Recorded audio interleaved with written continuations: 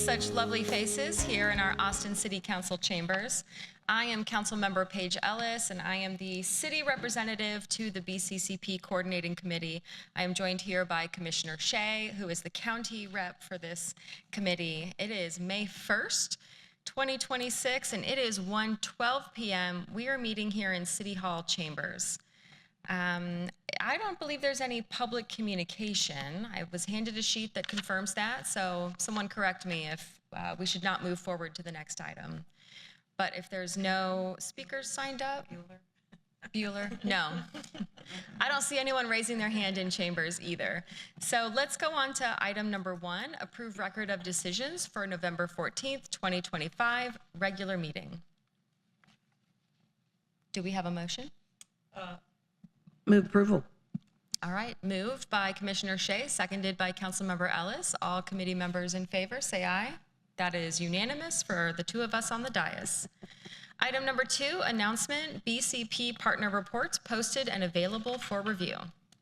And I just wanted to announce, excuse me, that they've been posted with the meeting materials. They cover October, November, December, January, February, and March, all the activities that have happened on the preserve and some of the education and outreach activities. So take a look and see all the things that are happening. And if you would like, there's a QR code over there that you can scan that will pop up the meeting packet for you. Fantastic, and that was from Kimberly Harvey, our BCCP officer, and you will also see up here, we are joined by U.S. Fish and Wildlife Services, Mark Fisher, who is our ex officio member for this meeting. Welcome. And the next item will be number 3, the BCCP at 30 presentation.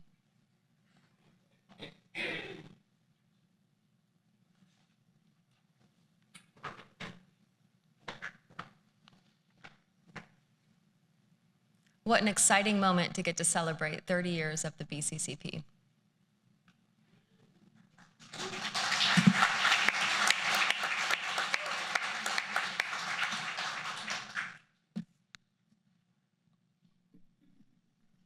All right, I'm Kimberly Harvey. I am the BCCP Secretary, which is a jointly funded position between the city and the county. And I'm here with a couple friends and colleagues, and I'll let them introduce themselves. Hi, my name is Olivia Lopez, and I am the Environmental Conservation Program Manager overseeing the management and implementation of the City of Austin's commitment to the Balcones Canyon Land Preserve. And I am Jeremy Hull, Assistant Director of Natural Resources for Travis County. We manage the county's portion of the BCP. And today we're going to talk to you about the BCCP at 30, what it's building, what it's saving, and what comes next. We're going to tell the story so far and give a look at what's to come.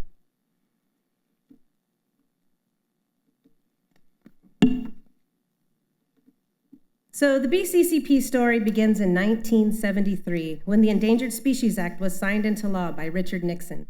It was one of the most powerful environmental laws in the world with a simple but profound purpose: prevent extinction and recover species by protecting both the species and their habitats.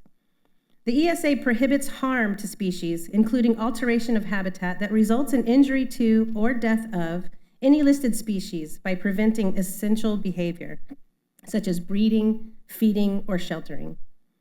While effective, the ESA often created tension between conservation and development, leading to innovative solutions like habitat conservation plans. Habitat conservation plans were introduced in the early 80s under Section 10 of the Endangered Species Act as a way to balance conservation with economic growth. They allow landowners and communities to proceed with development if they minimize and mitigate impacts to endangered species by getting an incidental take permit, or ITP. An ITP is a permit issued under Section 10 of the Endangered Species Act that allows take of a listed species incidentally to an otherwise lawful activity like development or infrastructure. An HCP includes biological goals, a permit for incidental take, and a commitment to long-term conservation measures. Instead of handling ESA compliance project by project, HCPs enable regional planning, like the BCCP, which is one of the first multi-species, multi-agency plans in the country. HCPs allow communities to grow without sacrificing endangered species. They provide a legal and practical framework for coexistence. In the 80s, Austin's rapid growth collided with sensitive hill country ecosystems, sparking a wave of environmental activism that laid the groundwork for the BCCP. Groups like Earth First and Save Our Springs exposed sewage spills, karst cave destruction, and habitat loss through direct action and public campaigns, pressuring local and federal agencies to protect endangered species. Their efforts helped to drive species listings under the ESA and pushed policymakers towards a regional solution, ultimately leading to the creation of the BCCP. Kimberly, I think one of the people featured in this photo is here in the audience. Mark, would you please stand up and take a bow?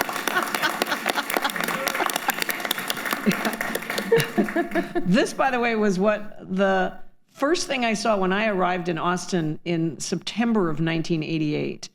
There was a big event at Liberty Lunch, and they had all these press clippings, and I was really impressed with all the work that the community had done and the news coverage that they'd gotten.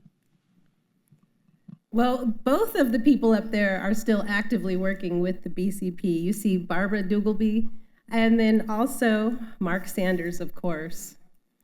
It's amazing. We have staff that have been working for the entire term of the permit.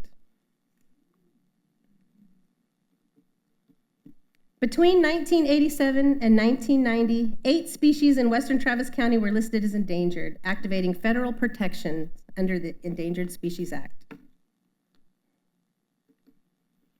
So here you see a picture of the signing of the BCCP on May 2nd, 1996.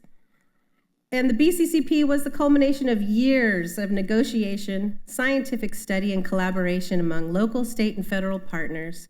After extensive stakeholder engagement and legal groundwork, the BCCP was officially signed in 1996, establishing a 30-year permit and created a framework for conserving thousands of acres of hill country ecosystems while providing a predictable path for development. It was a pioneering model for multi-species, multi-agency conservation planning. The BCCP's mitigation commitments were extensive and science-driven. The plan requires protecting and managing 28,428 acres of golden cheek warbler habitat and 2,000 acres for the black-capped vireo, organized into 7 large planning units called macrosites with minimum size and edge-to-area ratios to maintain ecological integrity. It also included acquiring or managing 35 named caves for listed karst invertebrates and 27 additional caves for species of concern, along with safeguarding rare plants like the canyon mock orange and Texobama croton within the preserve. These obligations form the backbone of the BCCP's strategy to ensure species recovery and ecosystem resilience over the long term. And I'm going to turn it over to Olivia to talk about what it's building.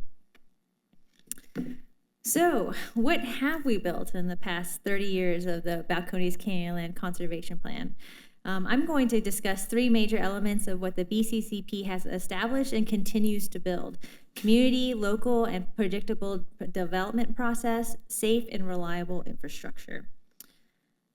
This habitat conservation plan was a landmark deal, the first multi-species, multi-agency regional HCP in the country, and has served as a model across the nation.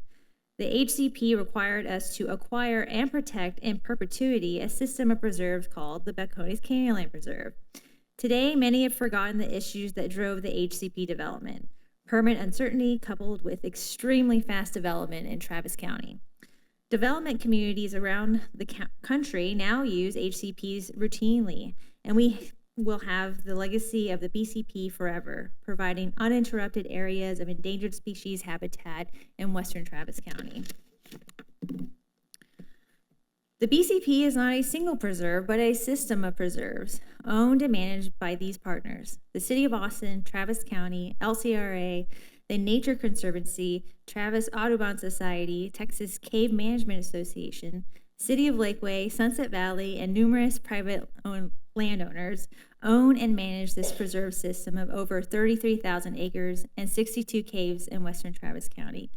This is above the minimum requirements set forth by the HCP. And it's not just for the birds. It's something that belongs to all of us now and for generations to come. One of the things that's often overlooked is that the BCP isn't entirely restricted. Some of the region's most iconic outdoor spaces are part of the Balcones Canyonland Preserve and remain open to the public for self-guided hiking and recreation. For example, Barton Creek Greenbelt, Emma Long Metro Park, and Mount Bonnell are just some of these iconic spaces that are part of the Balcones Canyonland Preserve. Through the incidental take permit issued by the U.S. Fish and Wildlife Service, the BCP offers a streamlined alternative to meeting mitigation requirements. In exchange for careful stewardship of BCP lands, the plan enables development in western Travis County through a streamlined permitting process that provides regulatory certainty, often with approvals in 4 to 6 weeks or less.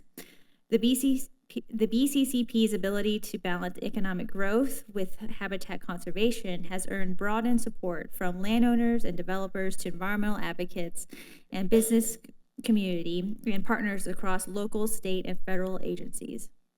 In the 29 plus years since the BCCP was created, more than 1,500 private landowners and developers and more than 400 public infrastructure projects have received BCP permits.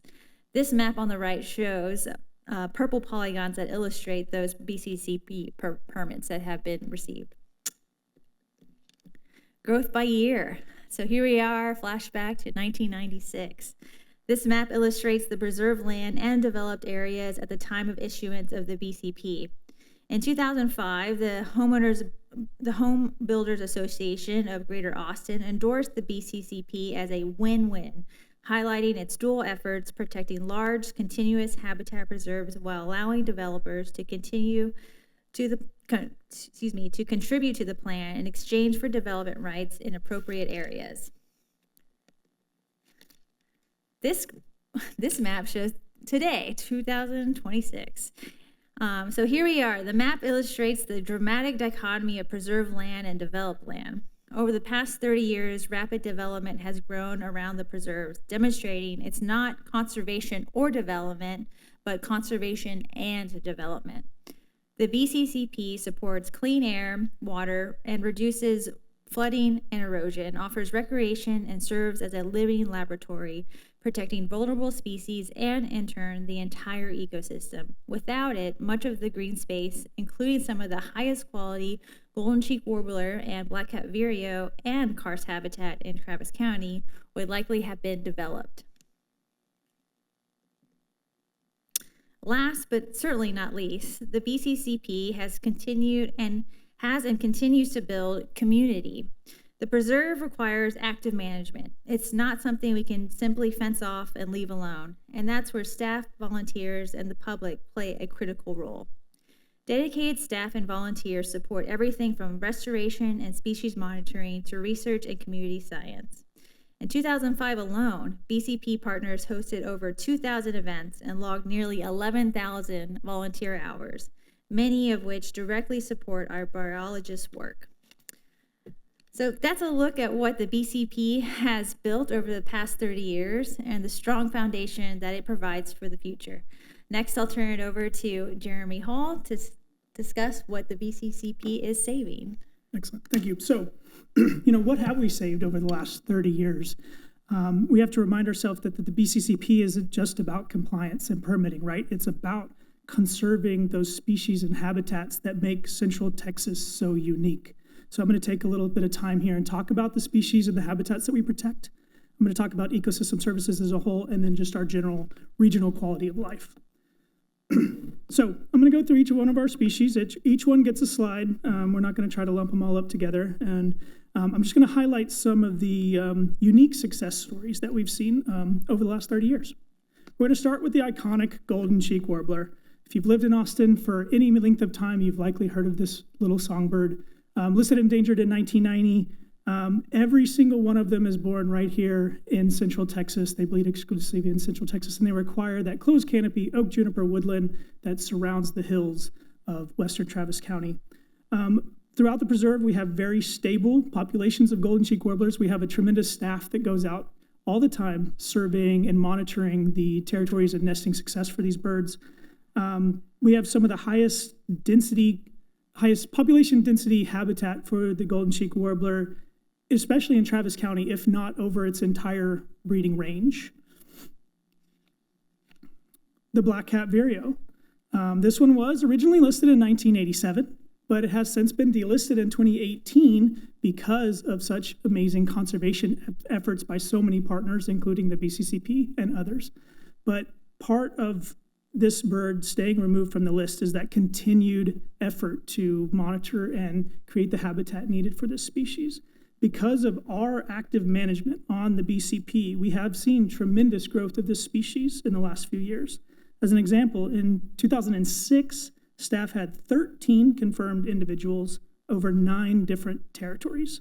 In 2025, that number grew to 73 confirmed individuals over 57 territories, a huge increase. And it's a direct result, again, of our active management.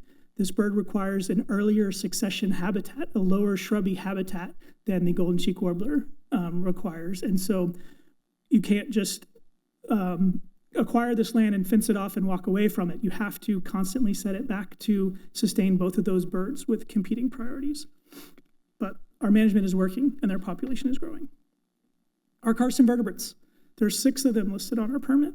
All of them are troglodytic. They live in caves their entire lives. They do not come to the surface. And some of these have extremely small ranges, just a couple of caves, and they're found nowhere else on Earth. And, we mentioned earlier that we have established protections for at least 52 of those 62 named caves in our original permit, and we are working on multiple substitutions for others. These species are never found in high numbers because they are so cryptic and hard to find, but where they are found, they're relatively stable. The Big Creek Cave harvestman is one. This one is only found south of the Colorado River. It has an extremely limited range in just the Rolling Wood area, which is an extremely highly developed area of the county. And so this is, it's critical that we maintain those caves for this particular species. The Bone Cave harvestman, listed in 1998. This one, other than the other harvestman species, is only found north of the Colorado River, and it actually goes up into Williamson County as well. And there's a HCP up there that includes this species. The Kretschmar cave mole beetle. This one was listed in 1988. Another one that has an extremely limited range in the 4 Points area. It's a little fast-moving critter, is what I'm told, and they're, an eighth of an inch. We're talking a grain of rice here moving across the ground. So very, very small species. The tooth-craved ground beetle, a quarter inch long. Okay, so we're getting a little bit bigger. But they still have reduced eyes like most of these things, and they rely on other senses. These feed on small cave cricket eggs throughout the cave ecosystem. And this is actually the largest of the 6 karst invertebrates that we have. The tooth cave pseudoscorpion, my favorite, just because he looks so vicious. Listed in 1988, they're tailless, they're eyeless, their body has all these cool hairs in them to help them move around and hunt for prey. And they do use those pincers to capture small invertebrates, such as little cave cricket nymphs. Last but not least, the tooth cave spider. Tiny, the smallest of our species, 1/16 of an inch. I don't know how they see them when they're actually doing these surveys, but they have this amazing reflective blue light that you can see in the photograph there when they're when you shine light on them. Along with monitoring these cave species, our teams do a lot of fantastic cave restoration throughout the preserve. I mentioned already that we've protected 52 of those caves. Historically, caves were filled by landowners to reduce hazards to livestock, dispose of trash, and make land, to their eyes, more marketable for future development. These photos that you're seeing right here, the striking images, are from Midnight Cave, in which BCP biologists worked with volunteers for over 6 years to remove trash and debris from this cave and restore it to its current state.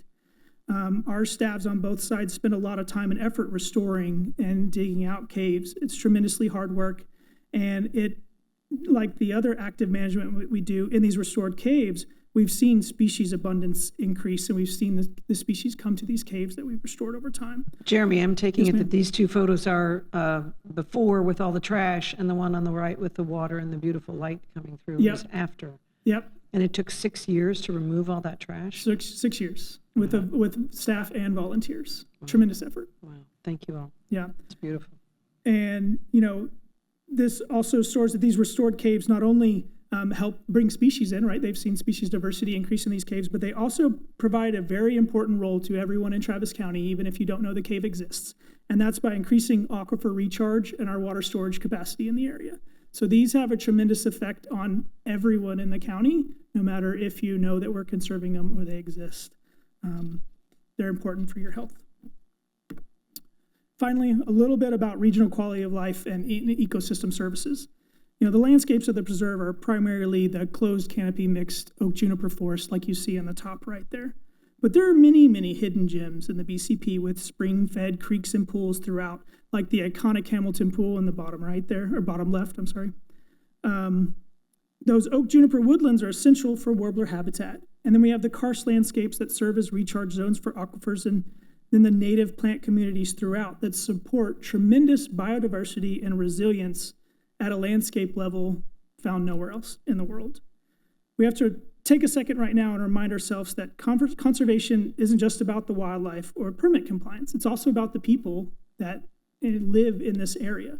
These protected lands provide clean air, clean water, reduced flooding risk, reduced erosion risks, reduced heat island effects, while storing an immense amount of carbon. They also support our mental health by giving us places to hike, connect with nature, or just look at all the green space that makes Travis County and the city of Austin so unique. You ask anyone that lives here what is so cool about the city, and one of the first things that comes to mind is all of the green space that we have and share all over the place. It is truly special, and it makes our area truly unique. And without the BCCP, as you saw on that one map, every bit of this land would have been developed if it wasn't for this plan. Lastly, I want to say, before we look ahead to start the future and permit renewal, we need to take a minute to reflect on the path that got us here. The BCCP is a result of decades of collaboration across agencies, partner landowners, scientists, policymakers, and community advocates. This program exists because of the people who believed in the vision early on, who navigated tremendous obstacles and invested their time, expertise, and trust into this unprecedented conservation effort. Over the past 30 years, countless individuals have shaped the program through planning, research, on-the-ground stewardship, community engagement, and ongoing commitment to the permit's integrity. I want to take a second to highlight our fantastic staff. Some of them have been with us, as we said earlier, from the very beginning and are still on the ground working today. It's just tremendous, the work that they have done. And their work built the framework that allows us to stand here today and continue this mission with confidence and purpose. As we move into renewal, we recognize that we will need everyone's continued support as we look to the next 30 years, along with the contribution of many new partners and potentially new staff coming in. All of it will be essential to carrying the BCCP forward over the next 30 years. So I want to say to everyone who played a role in building, guiding, and supporting this program throughout the decades, thank you. The BCCP story is your legacy.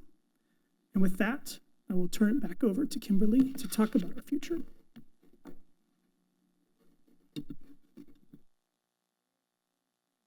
But what comes next? We had to adapt to new realities. We're modernizing for the future, and we're working to complete the vision.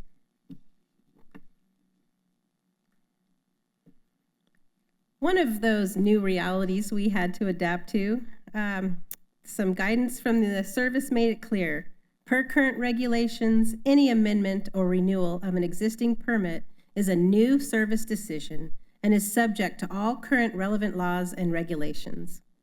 Furthermore, the service will evaluate the application for renewal based on current policies and guidance, and we must meet issuance criteria based on the current best available scientific data. The update to Section 10 regulations codified recent policy changes made by the service, expanding the list of requirements that a conservation plan must have for an incidental take permit application.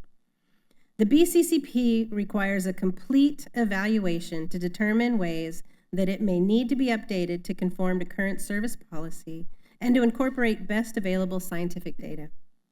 So the BCCP remains fully authorized during this renewal process. There will be no disruption to BCCP permitting services, so streamlined development and infrastructure permitting will be ongoing through the renewal process. Modernizing for the future. The BCCP permit renewal is an opportunity to modernize and strengthen the plan. We'll revisit species recovery targets and habitat objectives to reflect new science and progress since 1996. We will continue to use more advanced tools and improve efficiency and accuracy. We'll streamline permitting and compliance reporting to make the incidental take permitting process more transparent and user-friendly. We need to address new priorities and issues that weren't front and center 30 years ago, including climate adaptation and wildfire management. Since the original permit, more species have been listed or are proposed for listing. The updated plan will evaluate these to ensure compliance and ecosystem integrity. These changes reflect how much has evolved since 1996 and how much more we need to do to prepare for future challenges. Travis County is building a new Balcones Canyonlands Preserve Visitor Center, a 60,000 square foot, 3-story facility on a 93-acre site near 620, and the site is adjacent to additional BCP land. It will feature immersive exhibits like a walk-through 3D cave, native plant gardens, ADA accessible trails, an amphitheater, conference, and event space. The center will serve as both an educational hub and office space for natural resources staff at Travis County, creating a community gateway to conservation in the Hill Country. It's expected to open in 2028, and we are all very excited.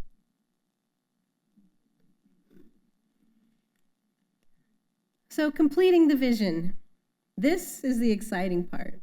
The BCCP can integrate climate adaptation strategies, advance monitoring technology, and deepen community engagement.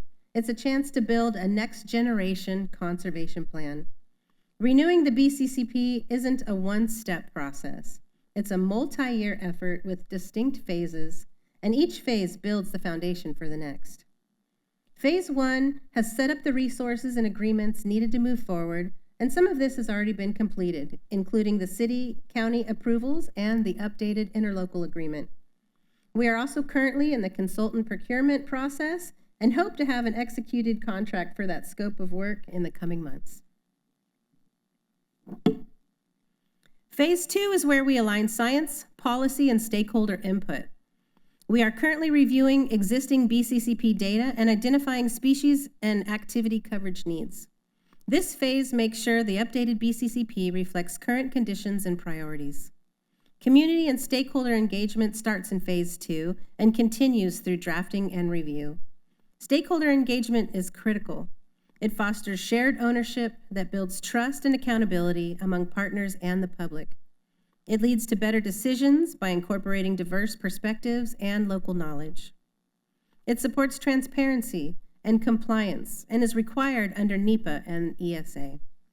It also helps with conflict prevention by reducing surprises and opposition through early involvement.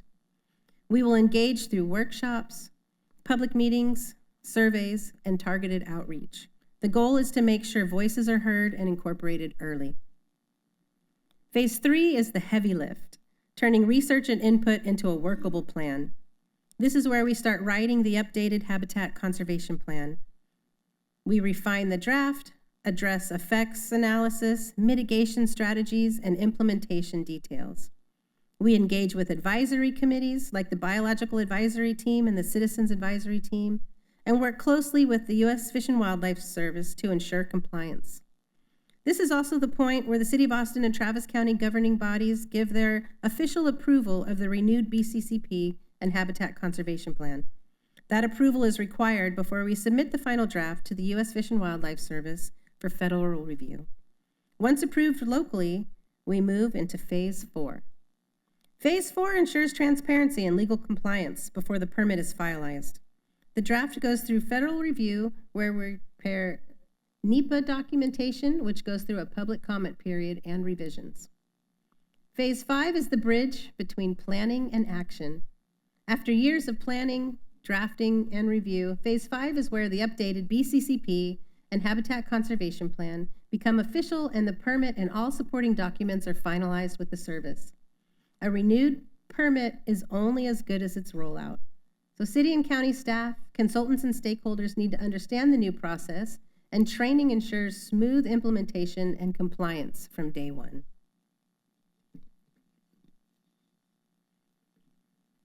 We've listed some resources up here to help everybody stay connected and to follow along with our story as we move into the future.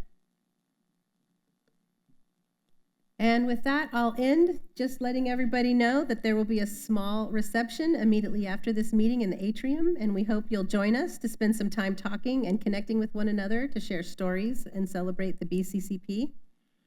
And while this 30th anniversary is an important milestone, we look forward to hosting a larger celebration once the renewed BCCP permit and HCP are in place. And we're hoping to do that at the new Visitor Center.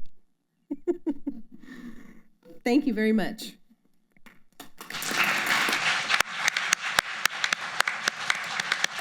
Thank you so much for that presentation. And I hate to put anyone on the spot, but would you like to say any words on U.S. Fish and Wildlife's behalf about where we've come from and where we're going? I don't know I can speak for the whole of the service, but I can certainly say it's a wonderful example of success. So thank you for that presentation.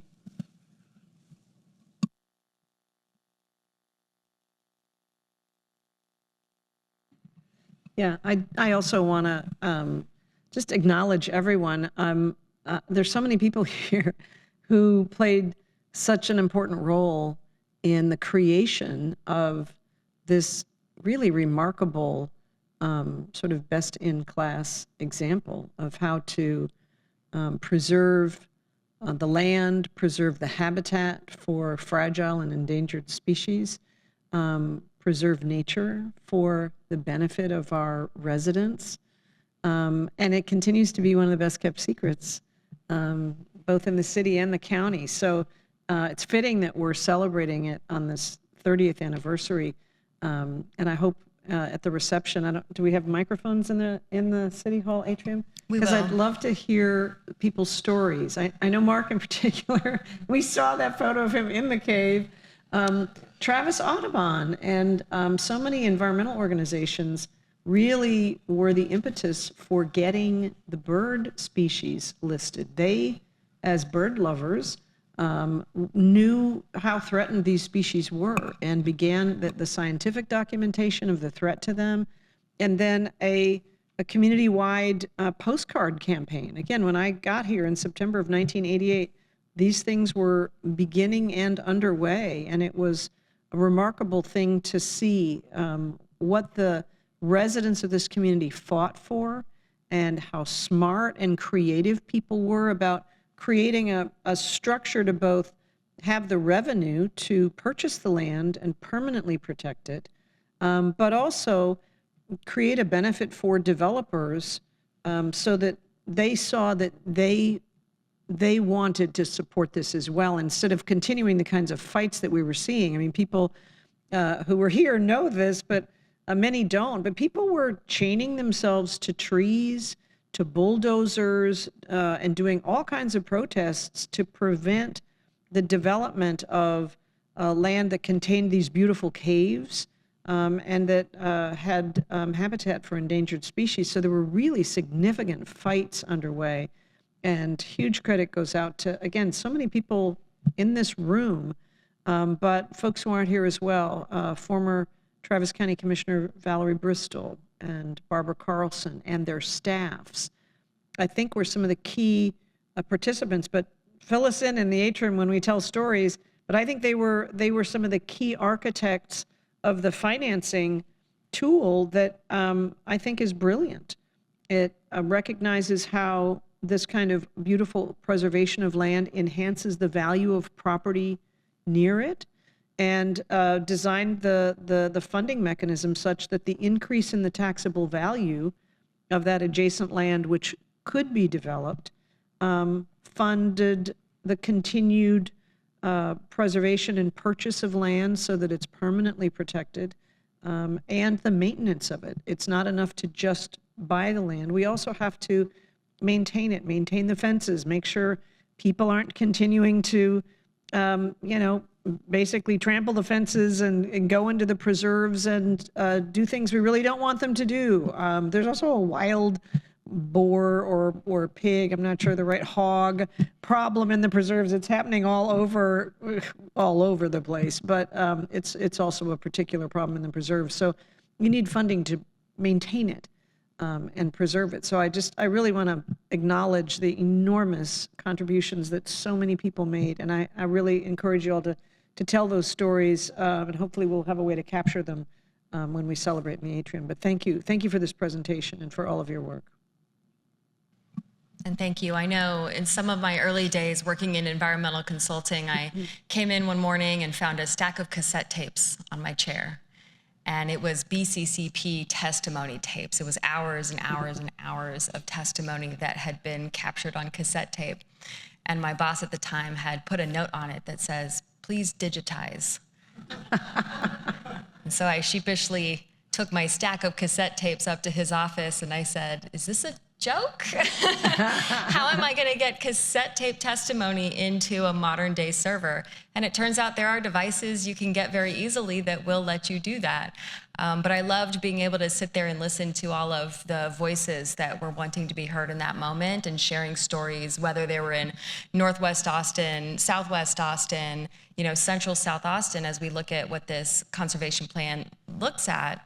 And to be able to hear folks tell stories about what's happening in their backyard, what's happening in park spaces right next door, and what I think a lot of people resonate with. It's why people come to Austin. I say either you came here because you were an environmentalist or it turned you into an environmentalist, but there's no way around it. You have to protect everything that is so special about Central Texas. So thank you for that presentation. Thank you for all of the activism and testimony and work that's gone into creating the plan and protecting the plan for 30 years. That's a very long time, and a lot of species have thrived because of the protections that have been in place. And yes, to your point, Commissioner Shea, made it more desirable for the folks that do want to build things here to be able to be near things that people love and appreciate and allow us to disconnect when we get tired of the hectic day-to-day life. We all like to go for walks, and Commissioner Shea and Commissioner Howard and I and a number of you all got to go on a first-hand tour and really get into the preserve and go into some of the protected spaces a couple of months ago. And it was cold, but there's no better way to start your morning, I think, than getting out and getting on a hike and getting to engage with the natural environment that makes Central Texas so special. So thank you. Did you save those digitized testimonials? Is that something that could be added to some kind of archives? Hopefully, the new visitor center will have archives of these stories. I know there were some cassette tapes, so I'm sure I could ask for the digitized version. That would be fabulous. Yeah, I think that would be great. You could play them in the atrium as people walk through all the testimony. Do we don't need action on this, do we? This was just a presentation? Yeah. Correct. Thank you. Yeah, and item number 4 is recognition of BCCP 30th anniversary proclamations by Travis County and City of Austin, designating May 2nd, 2026 as Endangered Species Conservation Day. I would say I'm pleased to share that both of these entities have advanced proclamations to be able to celebrate this special moment. These twin proclamations highlight the longstanding partnership between the city and the county and reflect 3 decades of shared commitment to conserving habitat and protecting endangered species in our region. So far, it's birds, salamanders, karst invertebrates, and maybe some plants in there, but I would certainly welcome the butterflies, the bees, and the fat muckets, if you will. It's one of my favorite words. For 30 years, the two jurisdictions have jointly administered the BCCP, working side by side to build the Balcones Canyonland Preserve to protect over 30,000 acres of habitat and critical cave systems in perpetuity. Our coordination decision to renew the BCCP permit further reaffirms the commitment, ensuring the collaborative stewardship will continue well into the future. We will be hosting a reception following this meeting where both Travis County and City of Austin proclamations will be on display. I have a few short remarks, and I invite Commissioner Shea, U.S. Fish and Wildlife, Kimberly, our BCCP officer, and any of the folks that have firsthand experience in helping save and protect this land to step up to the microphone and help share your experiences. And so I hope you'll be able to read those proclamations on your own as we move into the reception and recognition portion of the day. Is there any other business to attend to? Just the announcement that the next BCCP meeting, thank you. The next BCCP meeting will be on December 11th, 2026, from 1 p.m. to 3 p.m. at the Travis County Commissioners Court, 700 Lavaca Street. All right, well, thank you all, and let's give a round of applause to 30 years of BCCP.